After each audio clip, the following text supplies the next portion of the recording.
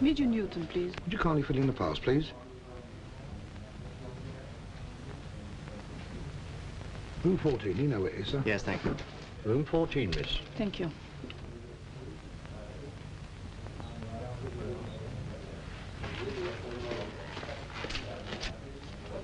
Sorry, are you going in here too? Yes.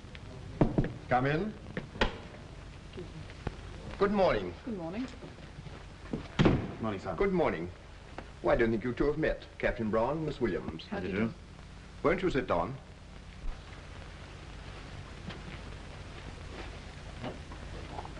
Cigarette? Thank you.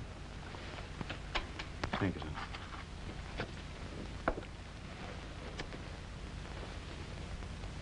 Sorry. Well, I'm sure you're both wondering what all this is about. Did you get any clues at our previous interviews? No. Well, I made a guess. Seems to have been wrong. What was it? Some sort of commando work, but obviously if Miss Williams is involved. As a matter of fact, your guess wasn't so far out. Commando work isn't a bad way of describing it. I want you both to go to occupied France. France? How? By sea or air, only you won't be going in uniform. What do we do when we get there? Organize resistance, act as liaison officers with London. Would we be working together? I hope so. Miss Williams would be your wireless operator. Do you think we're the right people for the job? We're sure of it. All right, I'm on. Of course. Good. What do we do first, sir? Get fit. They had their own ideas about getting us fit. No smart drill movements, no parade ground stuff. They wanted us to look like ordinary, unhealthy civilians, and yet be able to take a commando battle course in our stride.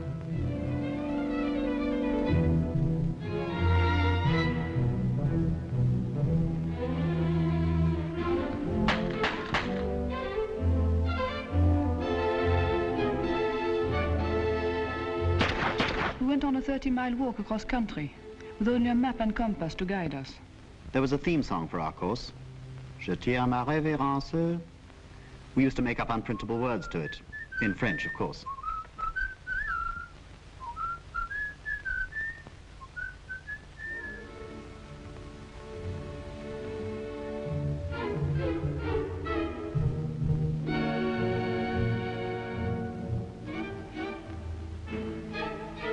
Then we joined the parachute school.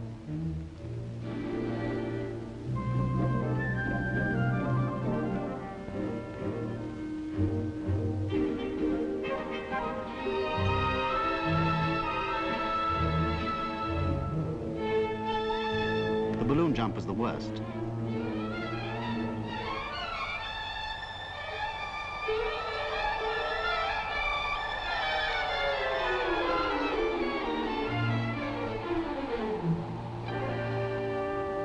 Jumping from an aircraft was better. Somehow, the noise of the engines made me excited. Then we went to another school. This really was a school. I mean, we had lessons. The instructors were like smooth young university dons who'd taken a course under Pimpernel Smith or Raffles. They told us in the most gentlemanly manner how to organize our private lives as saboteurs, how to burgle a house, how to get out of handcuffs. They told us almost apologetically about lethal tablets, suicide pills, to be taken only as a last resort. We made notes about organization and personal security. Learned how to recognize all ranks of the German services. Told how to use codes. How the BBC sent personal messages during the French news. The organization of the Gestapo. Until our brains reeled under the load of information. At another school, we were taught how to organize reception committees. That's local people who'd collect in a field the night the RAF were coming to parachute supplies. With electric torches, they'd guide the planes to the field. Then there was a radio device called the Eureka, used to guide an aircraft to us from 20 miles away. And there was the S-phone, a kind of wireless telephone on which we could talk to pilots, or to anyone who might fly out from London. Then I started work at the Wiley School, transmitting, receiving, coding and decoding, Morse, Morse and more Morse. I dreamt in Morse. I even started knitting in Morse. We had a week's intensive lecturing about the weak spots in the industrial system of occupied Europe. The railway network was included in this. We were shown how we could hold up supplies by cutting the line at the right place. Another weak spot was the electric power supply. We were told to attack transformers wherever we could. It was evidently no use blowing up pylons, as they could be repaired too quickly.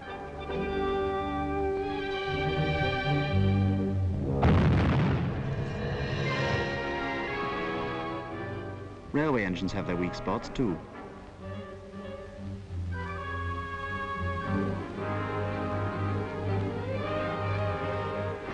Quite a small charge in the right place can put an engine out of action for months. Sometimes people had to be got out of occupied Europe in a hurry, by air. The RAF told us about the pattern of lights for the flare path and the type of field they'd need for a landing ground. We finished our training with a scheme, which meant we were sent off separately with forged British identity cards. I was dropping my wireless set 10 miles from a town. Had to make my way in, get lodgings, and transmit messages at regular intervals. I was given the necessary papers to get a job in a large munitions works. I had to bring back plans of secret plant to prove that I'd got past the guards. Half an hour after dropping us, a signal was sent to all police services in the area that a parachutist had been dropped, believed to be a German agent. We got away with it somehow, but when we came back, we were put through a fierce interrogation. And although we didn't know it at the time, questions were being asked about us in London. The Gestapo have been having a roundup in France just lately. Our worst headaches in the Vendée, where Petronius and Camille were arrested last month. We must assume that the whole of the organization that they built up is blown and send out a new organizer and wireless operator as soon as possible to get that area going again. Have we anyone suitable to send out?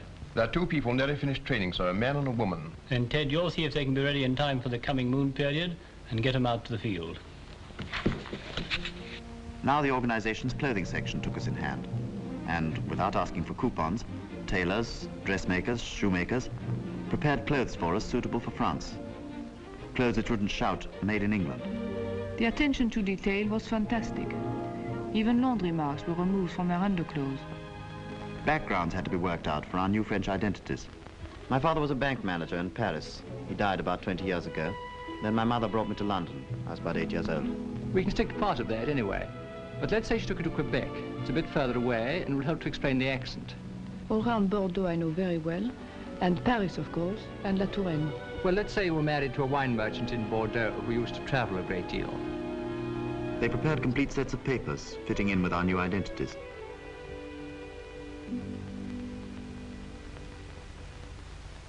We've heard from France today. You'll be dropped by parachute about 6 miles from Henri Picard's house. You've got the names of your other contacts, haven't you? Yes. Good. All these people are reliable according to our latest information, but don't take anything for granted. Password? Je voudrais voir Mademoiselle Nadine. Vous voulez dire Mademoiselle Nadine Perron?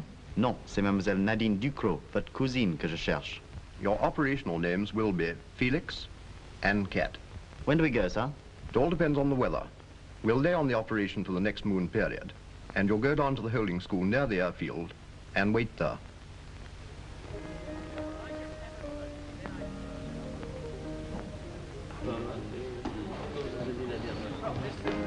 Find that soothing. Very. Do you knit French style or English style? No style. All styles I like. Oh, no, they're not. It's just the kind of thing to get you caught out, my girl. I've seen French women knit, and it's quite different. Here, let me show you. Hey, give that back. You'll undo it all.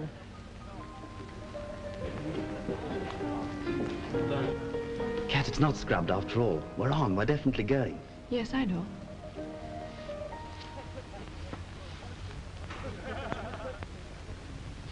At the end of a side road closed to the public, we entered an RAF station. This airfield held one of the biggest secrets of the war, for it was from here that hundreds of agents and supplies by the ton were delivered by air to occupied Europe. An old farmhouse had somehow managed to survive right in the middle of the airfield. There weren't any cows in the barns. The barns were used now for packing and storing parachutes.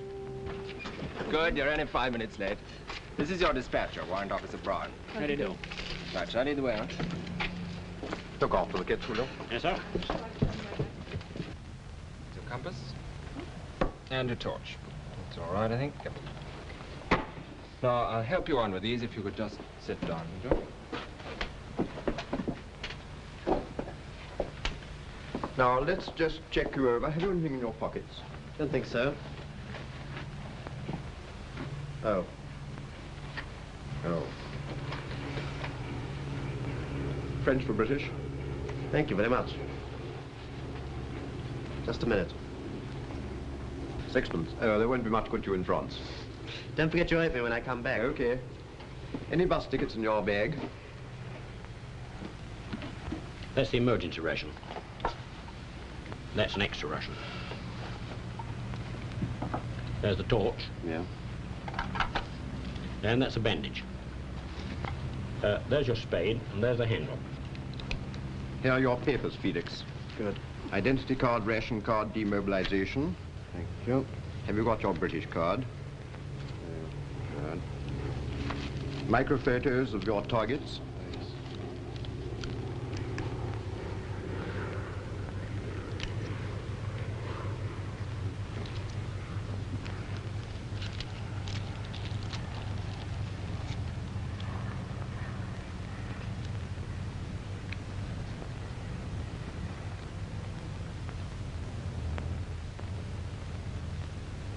Some small monies will be useful. Good. And the money belt. Thank you very much. Here are your papers. Can I have your British identity card? Good. Here's some loose money. Now, you have your codes and WT plan, haven't you? Yes, they were given to me in London. Oh, good. Felix, here are your lethal tablets. Thanks very much. How's it work? Oh, I'll show you. Cat, your tablets are in the lipstick.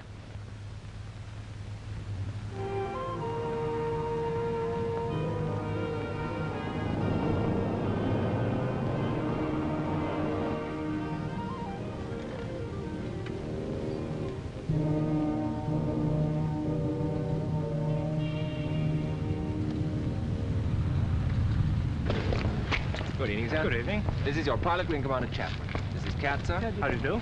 And this is Felix. How do you do? How do you do? Well, we've got a good night for the trip, so you should have an easy job. There. I told you you had the best pilots in the squadron. I bet you say that to all the girls. Goodbye. Best of luck. Goodbye. Goodbye. Goodbye, Sam. Thanks very much for everything.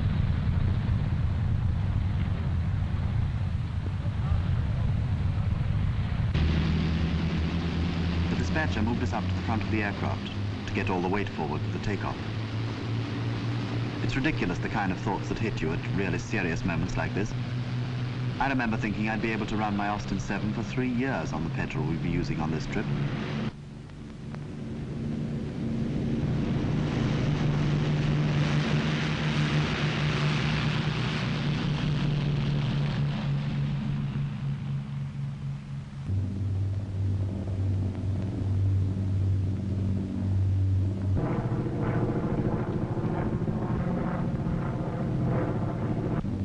We couldn't see out because of the blackout curtains, so the dispatcher said we should try and get some sleep.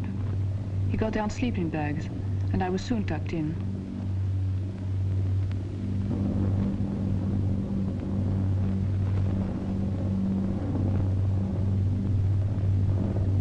I didn't really sleep, just dozed off.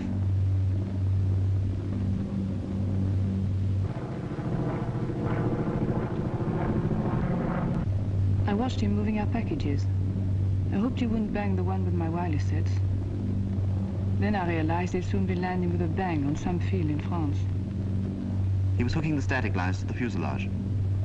These are wire ropes which automatically rip the envelopes off the chutes as they drop.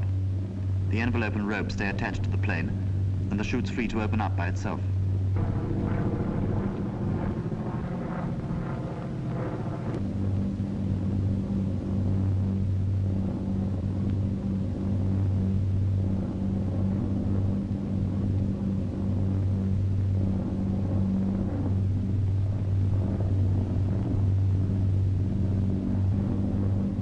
Coffee and sandwiches were all part of the RAF service. The dispatcher was a grand hostess. He did all he could to make us comfortable. But he couldn't stop my tummy feeling like a lump of hot lead.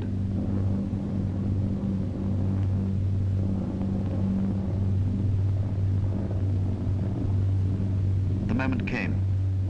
We were approaching the target area. There'd been no flak. Actually, the thought of being attacked had never really occurred to me.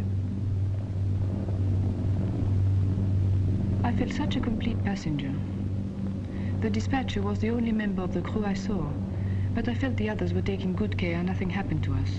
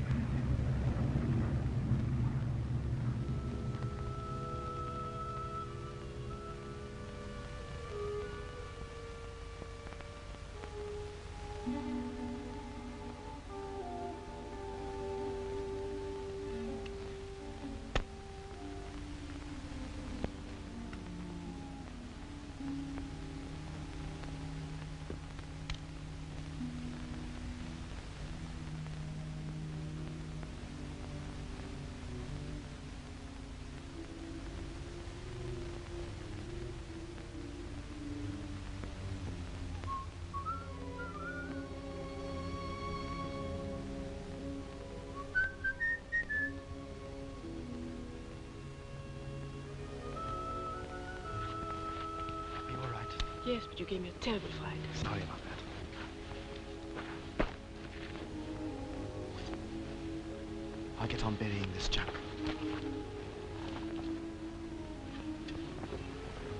I'll get my chute. Et puis demain, il voudrait aller dans la ville pour voir un type. Non, on m'a dit d'aller le voir. Vous pouvez me prêter un vélo. Qu'est-ce qu'il y a encore? Ah oui, des cartes d'identité. Vous pouvez nous faire des vraies cartes d'identité. Des faux vrais, quoi. Très bien. Et puis si vous pouvez trouver quelqu'un pour nous accompagner, parce que Kat a beaucoup de bagages, n'est-ce pas? Henri knew the region well, so I decided to fall in with any plans he'd made. He thought it best for us to make our headquarters in the big market town of the area. He'd even fixed up a room for me there.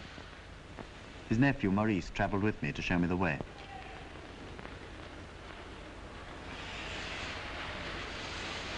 It was best for Felix and I not to be seen together, so I traveled in another part of the train.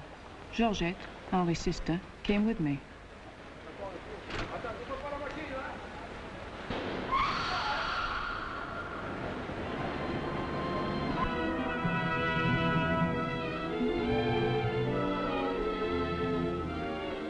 Maurice and I got off at a small station just outside the town and set off to walk in. The last time I'd walked through a French town had been on my summer holiday in 1939. I was just thinking how completely unchanged everything was, how the cafes were just the same, children coming out of school in their ugly little black overalls, the priest on a bike. In fact, I was just thinking I'd really be able to spend a very pleasant holiday here, when I suddenly realized a German officer was crossing the street in front of me. That brought me back to reality with a jolt, and I was pleased when we turned into the little quiet square where Henri had got me a room.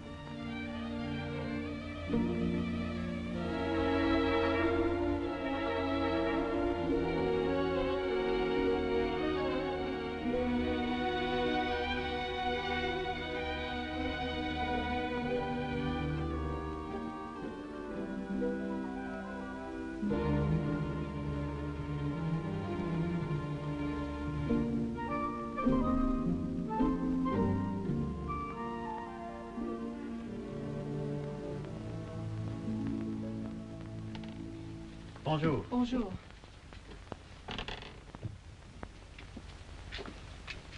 I'm glad you're here. Not as glad as I am. What happened? The police were searching luggage at the station. They made me open my suitcases. Gosh, what did you do? I tried sex appeal. Did it work? No, it was a complete flop. I had to open them. What about the WT set? I told them with a sweet smile it was an X-ray machine. Must have been a very sweet smile for them to swallow that. Where are the suitcases now? I left them in the cloakroom at the station. Georgette has gone back to Henri's. I fixed up a room for you the other side of the river. We shouldn't be too close together, and after the night, of course, we won't meet. My landlady's son passes your house on his way to work every day. He'll be able to take messages between us. When do I move in? This afternoon. It looked a comfortable, inconspicuous house. Of course, the landlady and her family were in the resistance movement too. It reminded me of a house near Paris, where I spent 2 happy years just before the war.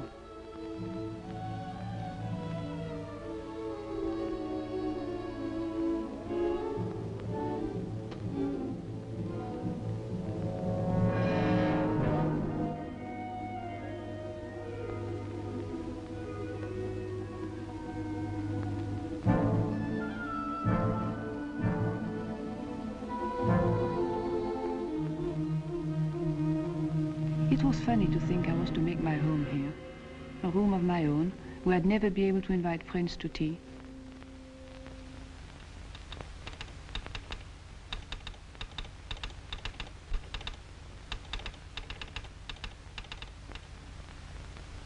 This is from Felix.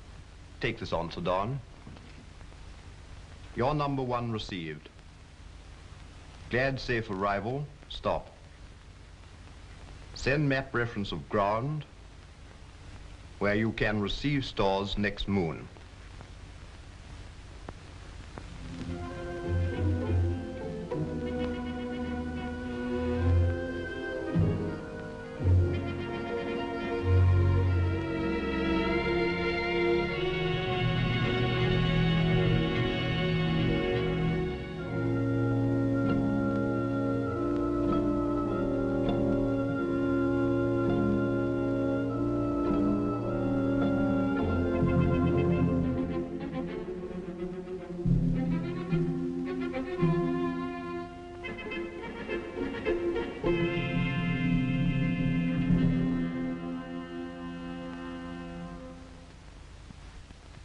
French were marvelous.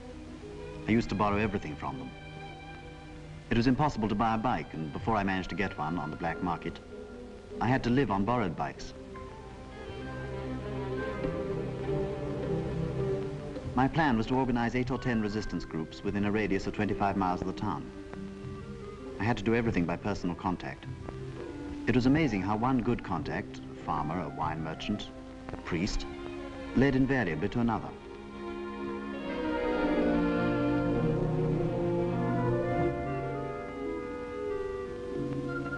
Broadly speaking, there were 3 kinds of contacts, and I tried to keep them separate.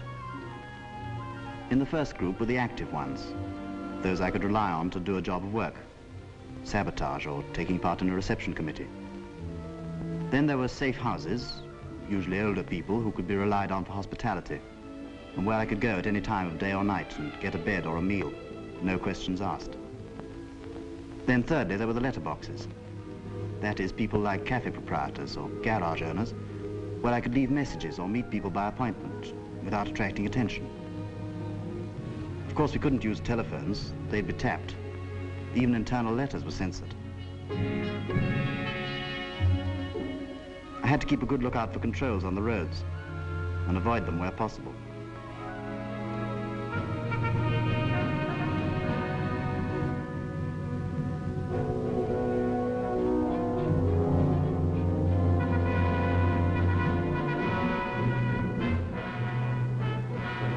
That's one reason why I went about on a bike. I could keep to side roads, and a car would have attracted far too much attention. We always had to avoid attracting attention, avoid breaking any little local regulation, like not having a rear light. Or if it didn't light up, even in broad daylight, they'd fine you on the spot, or even run you in. Then you'd really be sunk, because they'd be sure to check up on the number of your identity card and find it didn't exist. It would have been just silly to have been had up for a thing like that, which could have started a chain of inquiries which might land me before a firing squad. I always got a marvelous welcome wherever I went.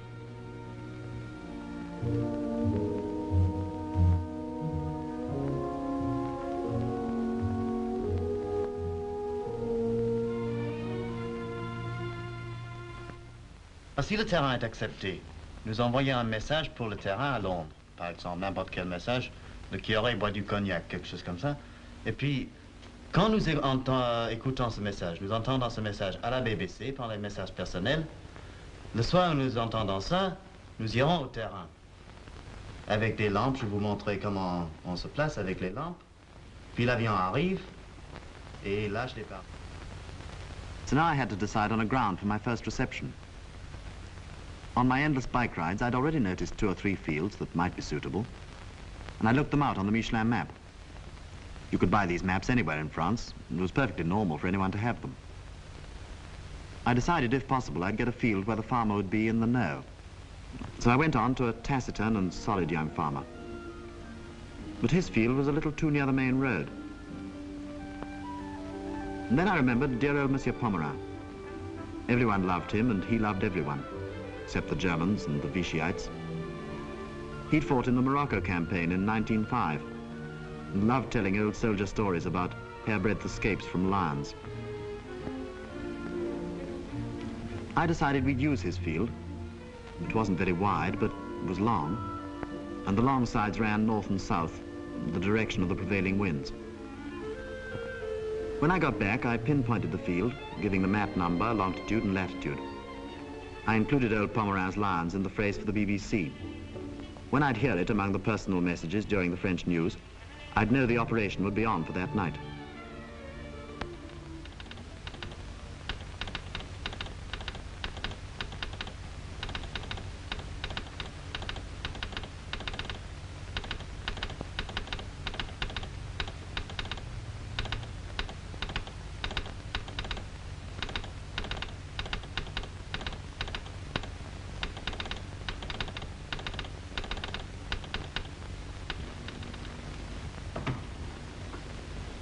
Here's Felix 1, John.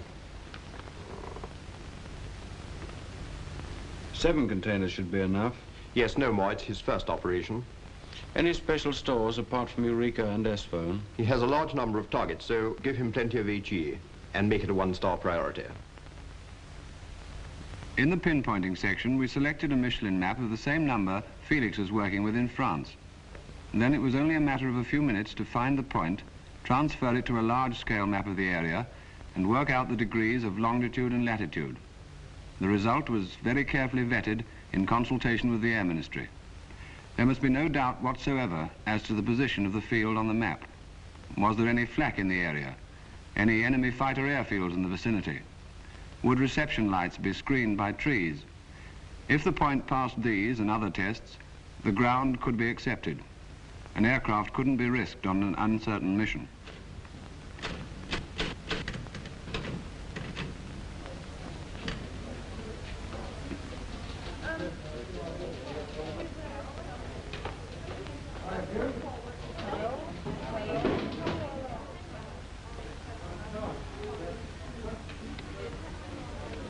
Harry, will the containers and packages for Felix 1 be ready tomorrow night? Felix 1?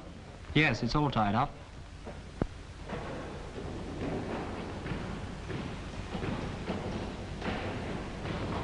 Everything depended on the country to which the stores were going. We never knew the exact destination, but usually we had an idea, for instructions were put in the containers. These were printed in French or Norwegian, Dutch, Flemish, even German. We packed Brens, stems, plastic explosive, grenades, fuses, tire bursters, incendiaries, clams and limpets. These are boxes of explosive fitted with magnets which would stick to machines or sides of ships. Corned beef, tobacco, cigarettes and chocolate. Wireless sets, as you can imagine, wanted very careful packing, though they were specially made to survive rough handling. We tried to keep up with the growing demand for containers and have a stock of standard packings in hand, but we found it very difficult, for truckloads were rolling out to the airfields day and night.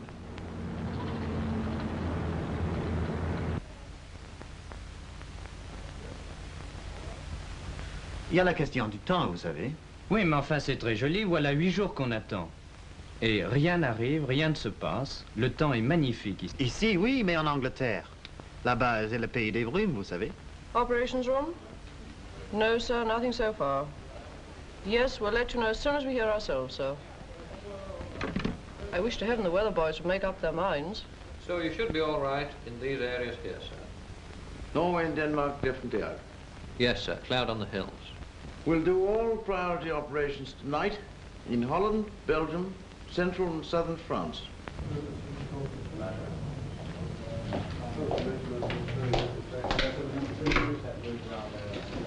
London, please. Operations room? Oh, good. Just a minute. Opposite tonight's through. Brenda. Liner 77. Ketch 16. Beef beer. Felix 1. Pluto 2. Pluto 5.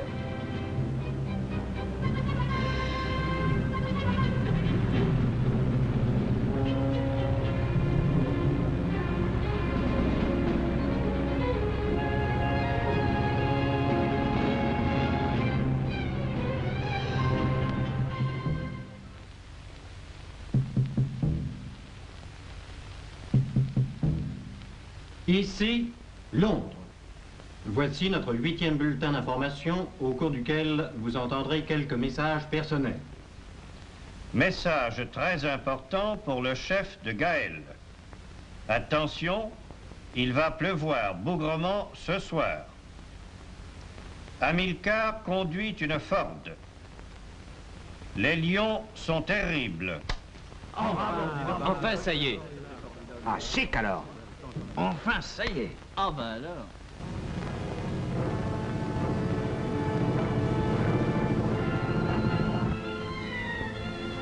I wanted my first reception to be a success, mainly to get the confidence of the Frenchmen I'd recruited. There was many a slip that might ruin things yet. Clouds were sweeping over the moon, and the navigator had needed all the moonlight possible to pick his way to our field. Our torches weren't up to much either. Just ordinary little pocket lamps with 4-volt batteries. I placed a few guards around the field. and I managed to get an old truck to take away the containers.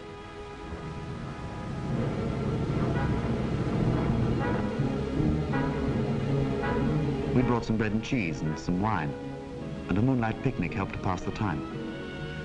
Some of them were pretty skeptical about the aircraft ever coming at all.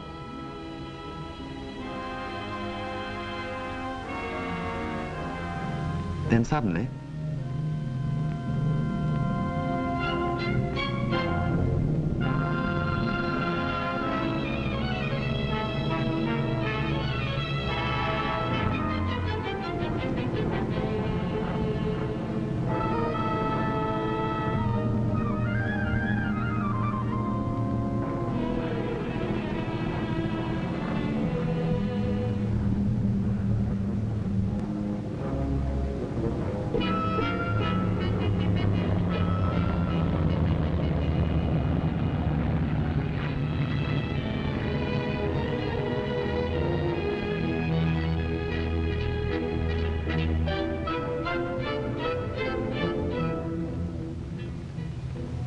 this was the most dangerous moment of the whole reception.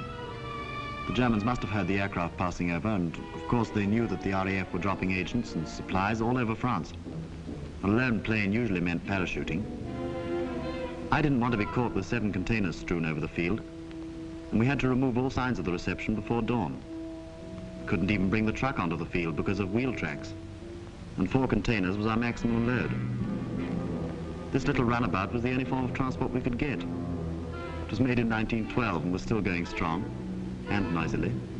We were soon on our way, and traveling by side roads with a few guards giving some protection, we arrived at a farm belonging to one of the reception committee.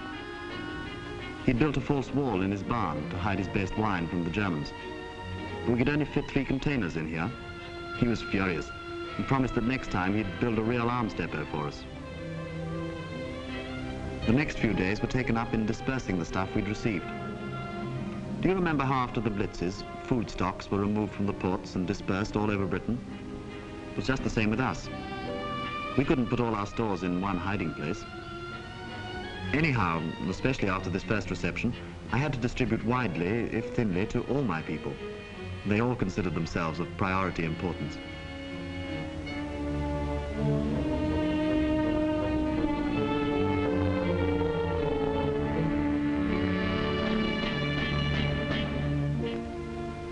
Sometimes I doled out the stuff to men who'd been at the reception committee, and sometimes I delivered it myself.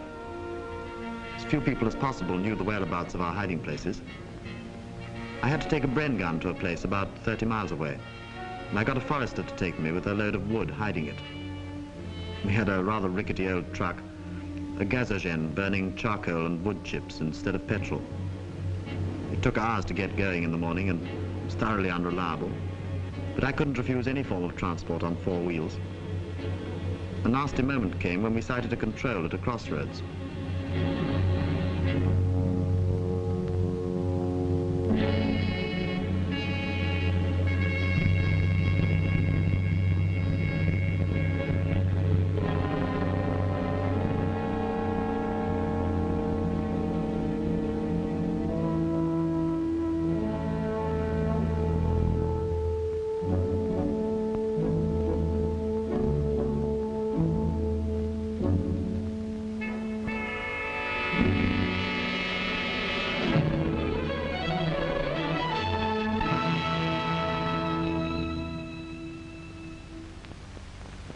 For my next operation, I used another field with a new reception committee.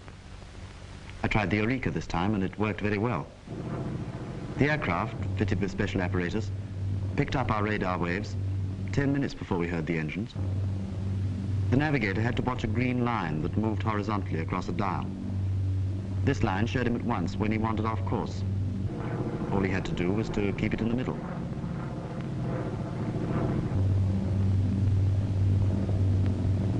It was a grand feeling seeing the stores dropping to us. It meant we could soon begin our sabotage activity. We knew the Germans had wireless direction finding stations in France. Once they realized an operator was working within a certain area, they sent out small listening vans. This meant the operator had to be continually on the move. Cat hadn't been working in the same room for very long, so perhaps we were a little too confident.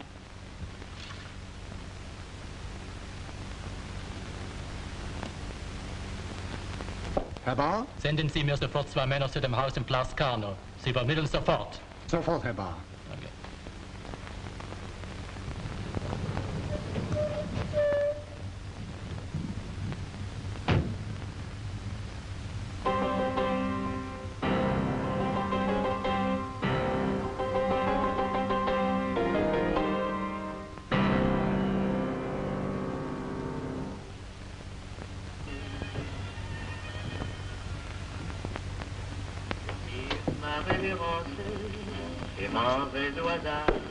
Vos papiers, madame. Comment? Vos papiers, madame. Oui, certainement.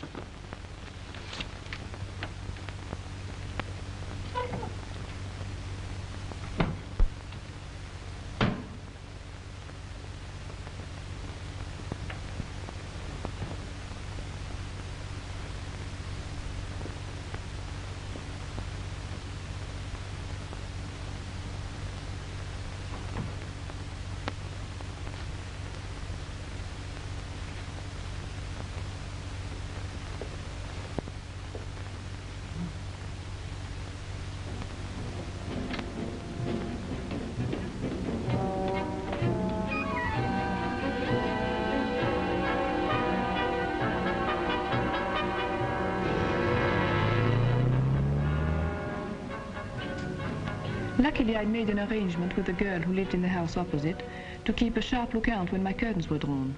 That meant I was transmitting or receiving. So when I'd heard a loud thumping on her piano, the danger signal, I was all prepared to receive those unwelcome visitors. In spite of this narrow escape, I thought it best to finish off the interrupted message, but from now on, I certainly started working from another house.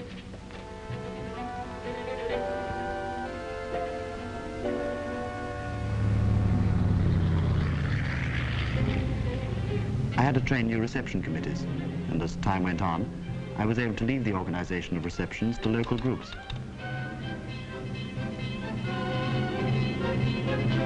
Every moon period, we'd listen to the messages during the BBC News. Sometimes we'd hear our message, go out to the field, and the plane didn't turn up. The pilot might have lost his way or been shot down. To be able to map read, he had to fly about 1,000 feet, so he was vulnerable to light flak as well as the heavy stuff. They were always furious at being kept out all night for nothing. But if I could tell them a day or two after that the aircraft that should have come to us had been shot down, that stopped their grumbling.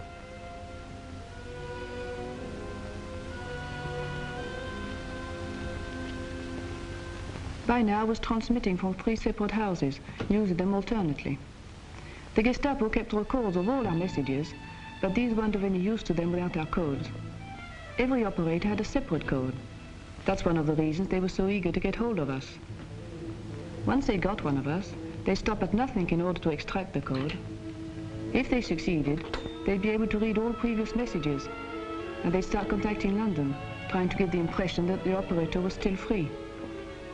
They might organize Gestapo reception committees and get the RAF to drop supplies, or even agents, right into their hands. Felix was planning an attack on a railway yard, and we were anxiously awaiting approval from London. At last, full approval arrived. I handed over the time fuses to the foreman of the engine sheds. Oui. Merci. C'est quoi en faire, n'est-ce pas? Tout. Au revoir, monsieur. Au plaisir. Au revoir, monsieur. I am the foreman in charge of the chantier. All we railway workers realized what our engines meant to the Germans. On many occasions, we tried to sabotage them. But it was not until Felix arrived that we discovered the best way. A small charge in the cylinders. The Germans never left us unguarded, but one can always smuggle things when you want to. I decided it would be best to put the charges in place just before we finished work for the day. The fuse will give us time to get out of the yard before the charges went off. So under the very noses of the Germans, we placed the charges in more than 30 engines. Then we left, just as usual. We waited in cafes and at our homes. We didn't have to wait a long time. Soon as we heard,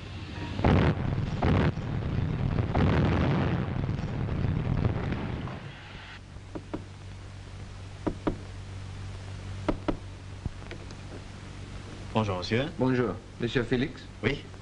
Entrez. Merci.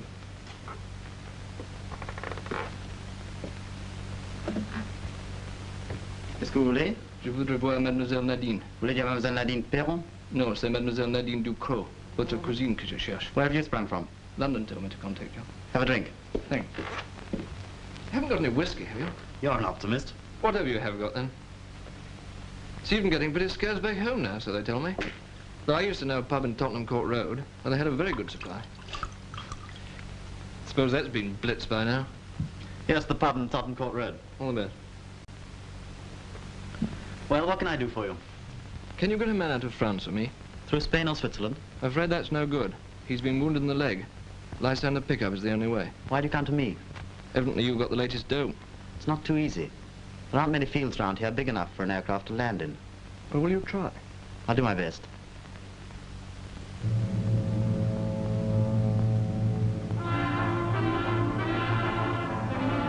I had a field for the pickup in mind and went along to have a look at it. I didn't feel too happy about receiving an aircraft. A couple of SS battalions had just moved into the local barracks, and they were making reconnaissance sorties at night. I don't suppose they were after us, but we might have had some awkward questions to answer if they found us gathered round a Lysander in the middle of the night. The field was ideal, surrounded by low-lying woods, perfect surface, and well concealed from the road. But the RAF would need exact measurements, so I started walking down one side, counting my paces. Ted, have you seen this telegram? Felix wants a Lysander pickup. I was expecting this. I'll send him out a lieutenant on the same operation. He shows growing and he must have help. He sent a promising ground, and the Air Ministry are photographing it tomorrow. Oh, good.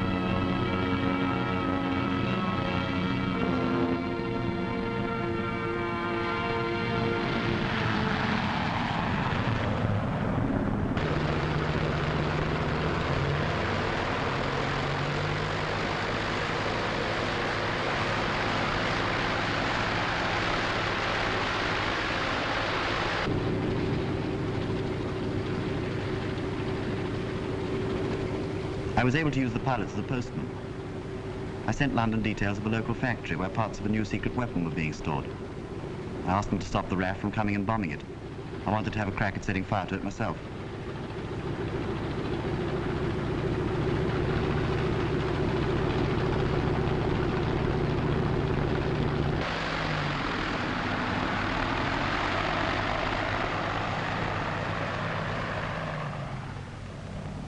Both Gustav and Leon were good types. It was always a risk when people came out from London. You never knew what you might get. But I'd met them both during training and felt sure we'd work well together. They were so obviously pleased to find themselves in the field. Gustav's French wasn't too hot, but it would deceive the Germans. Leon had a perfect accent. He'd lived for years in Paris and had passed as a native with anyone.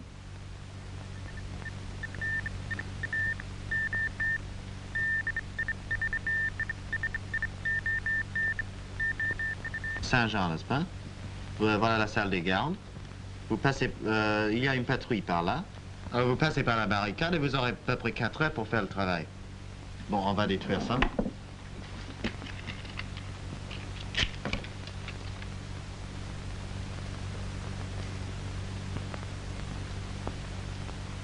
S'il y a un gardien de nuit, ce sera un Français.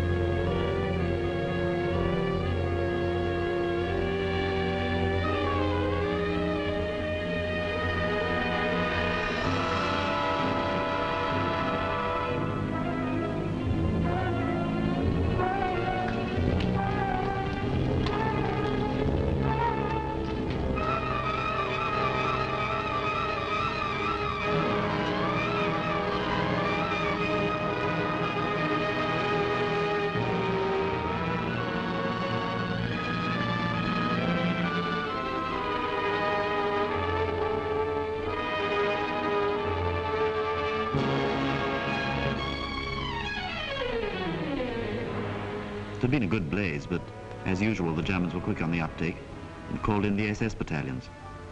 They managed to control the fire before it spread to the other buildings.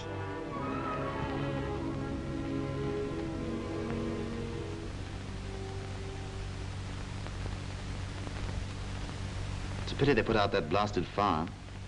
Cigarette? Thanks. There's nothing like enough damage. We'll have to get the RAF to bomb it.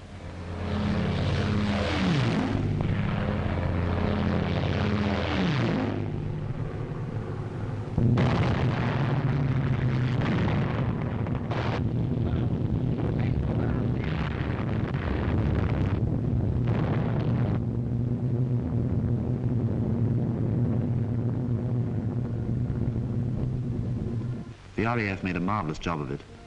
Very little damage outside the target area. The French were delighted. I was worried about the crew of the shot-down aircraft, but Gustave soon picked up some news about them. Hey! Gustave. L'équipage du Lancaster est planqué. Tous? Ouais.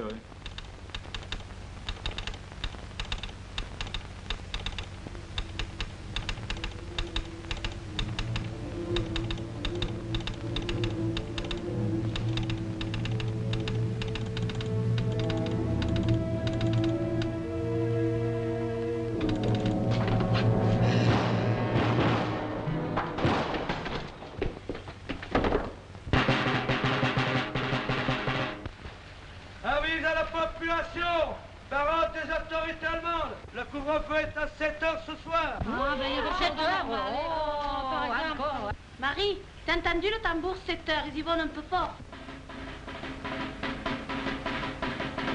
Avis à la population, parole des autorités allemandes, le couvre-feu est à 7 heures ce soir. 7 heures, ils exagèrent quand même. Oh, les salauds. The Germans made out they'd put on the curfew to punish the population for the sabotage activities in the area. But we suspected another reason. You see, the Gestapo had worked for months collecting information about suspects. Then suddenly one night they'd swoop.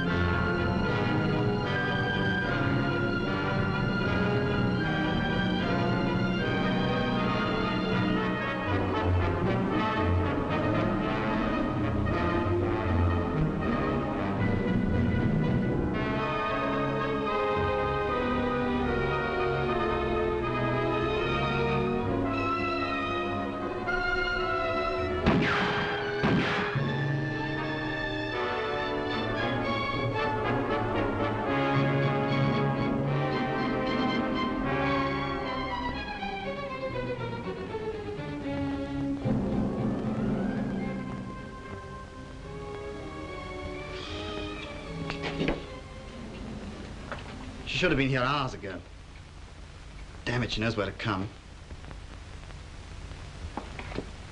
Are you all right? Of course I'm all right. Where the hell have you been, then? I went to collect George. George? Yes, the pilot who was shot down the other day. Gustave? How are you? Felix. How do you do? Glad to see you. Are you English? 3/4. Got a Welsh grandmother. Yes, Plumbing, what are you doing in France? Oh, various things. Looking after chaps like you, for one. Well, I'm a bit blurred. Pierre's got the rest of the crew. How many are you? 7 counting me. It's too many for us to keep for long. Cat, can you get a message through to London? How? The Gestapo have got my sets, and Leon is finished. Damn. We've still got the old S-phone hidden away. If only we could get someone to come over from London and have an S-phone conversation, we could explain our whole situation and get instructions. We'll have to get a message to London through our neighbours' organisation. Is that wise? There's no alternative. We've got to get these chaps off our hands as soon as possible. It suits me, but how would you do it? It's for London to decide. They might send an aircraft for you. Well, talk sense, boy. How'd you get an aircraft to land over here? Has been done, you know. Well, how'd you arrange it? Over the S-phone. What's an S-phone? You ask too many questions. Fair enough. Gustave, would you go over to La Roche? You can take the night train. Go to 27 Rue Lafayette. I'm a bit worried about Felix, sir. We hadn't heard from him for several days, and then this morning there's a message in asking for an S-phone conversation. Any clue? The whole of that area is a bit hot just now, sir. Of course, he's done a lot to draw attention to himself lately. That car house at Thierry alone was a big job. That area is absolutely vital. Felix wouldn't ask for an S-phone conversation if it wasn't essential, sir. John, any difficulties on the air side? No, that can be fixed. All right. Get it laid on us from tomorrow night, Ted, and go yourself.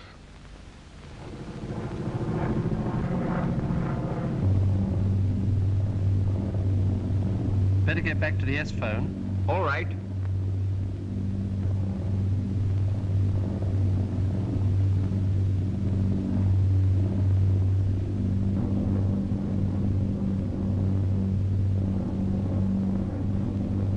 There they are. Awful lights. So would you have if the Gestapo were only a mile away? Felix. We had to move the dropping ground. Got too hot for us. Go ahead, Felix. What's on your mind? We're in quite a spot. Leon's been killed. Cat Gustav and I lying low. I see.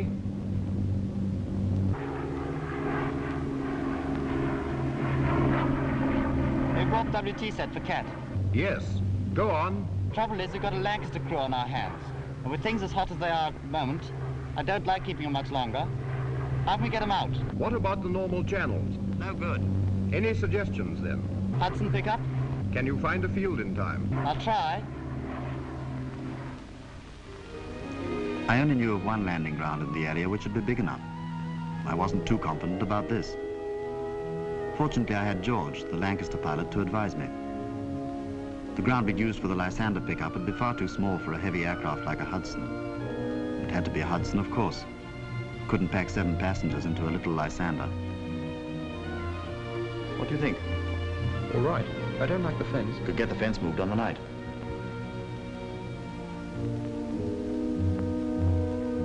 $500 exactly.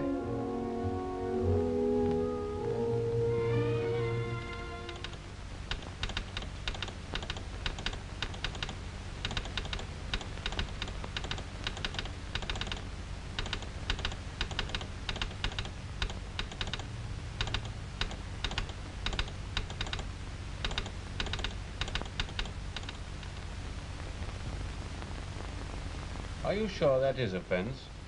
No doubt about it. It's a difficult line of approach over those trees, but I think we can manage it. I'll agree, provided your man can guarantee to move that fence. I'm not sure that Felix himself shouldn't come out on the Hudson. We'll never get a full picture of that area until we hear his own report. Actually, Felix could do with a rest or a change of scene. Yes, then we might tie him in with a new invasion plan. We certainly need the best man we've got for Normandy. We'll bring him back and give him a rest. Meanwhile, I'll put...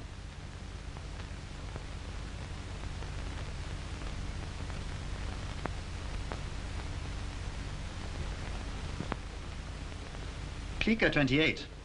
That's almost too good. Couldn't you get an on vintage? Don't be mean, Felix. And Chanel number 5. He's doing well for himself. Who are they for? Present for the Hudson pilot. What do you want me to bring you back from London? Oh, bring me some more wool. I can't get the right colour here. Had to give me a sample then. I'm going to look damn silly going into Swan and Edgar's tomorrow asking for knitting wool. Don't worry. If it rains, you won't be anywhere near Swan and Edgar's tomorrow. Blast the weather. It's clearing a bit. Don't like it, though. Nor do I. If we could get some wind, the field could be as dry as a bone by landing time. Yes, and if we have more rain, it could be as wet as a bog. Take your choice. Perhaps I won't have any choice. Perhaps London will cancel it from their end. Hello. Here comes George. Hello. Hello. Any news? They've got my navigator. Picked him up on the street this morning. Damn. The field must be pretty mucky. Yes, we've got to risk it, though. It's only a matter of hours before the Gestapo get the others. Isn't it time for the messages? Yes. Bet you they cancel it. 50 francs? Done. Veuillez écouter maintenant des messages personnels. Le renard aime les raisins. Vive les sapeurs-pompiers. Rose 36. That's that. Thanks. There's nothing else for it. We'll have to risk it. I agree. I'll go and warn the others. I I had a fiendish decision to make. If we had to hang on till the next moon, the whole underground network I'd built up would probably be shattered. Yet I might be guiding the Hudson to trouble. If the plane got damaged, we could set fire to it, and the crew would become prisoners, and we'd have to try and shoot our way out. From the point of view of the war effort, the possible loss of a Hudson was surely less important than the almost certain breakup of the organization in this area. I decided to let the Hudson come.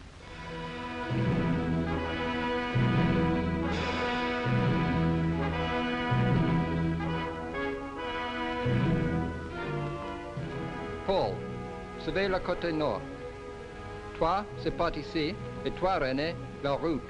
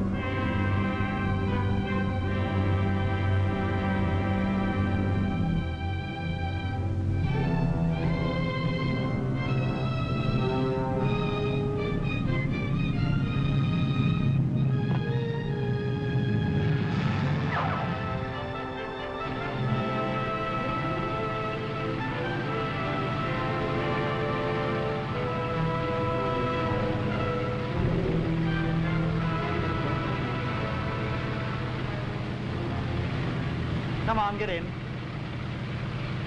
Take care of yourself. Goodbye, George. Goodbye. Goodbye. Goodbye. Felix. Goodbye, Good luck. Gustav. Good luck. Come on.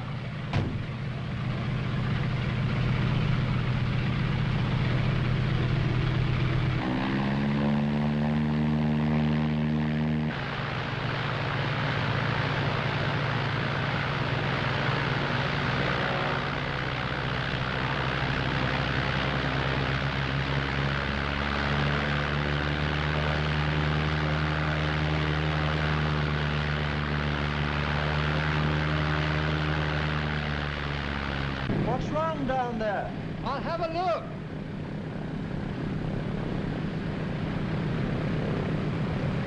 Looks as if the wheel's stuck. Tout le monde ici. Vite, vite. You two push on the wheel. Okay. George, get your crew out. Right. Par ici. Out, chaps. Stand by. Attention. Attention.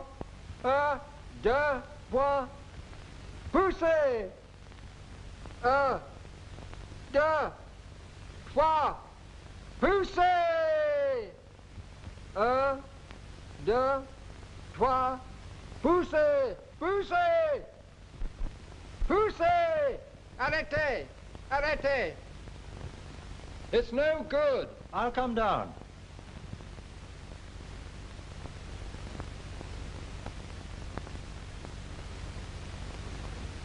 She won't budge. We can't manage it ourselves.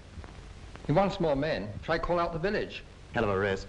How many do you want? Get as many as you can. Yes, go on. Okay.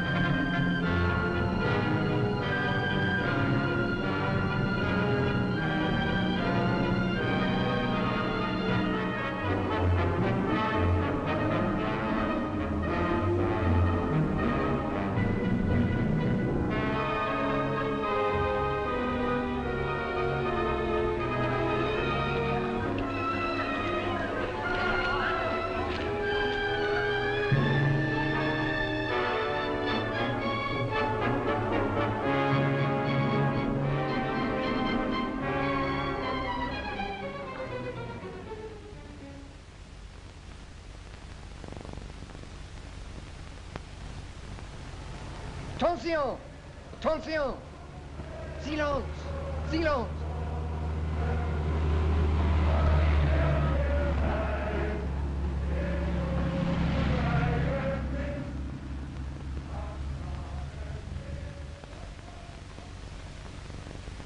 En place tout le monde!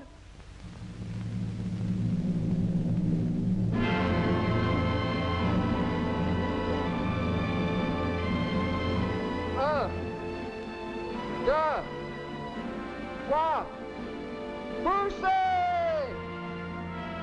Poussez! Un dernier effort! C'est presque fini! Poussez! Poussez! Bravo! Il bouge!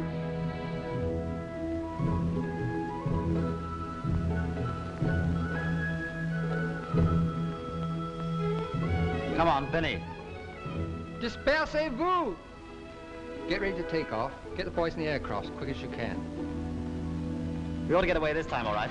Goodbye, Gustav. Thanks a lot. Bye. Don't forget my wool. No, I won't.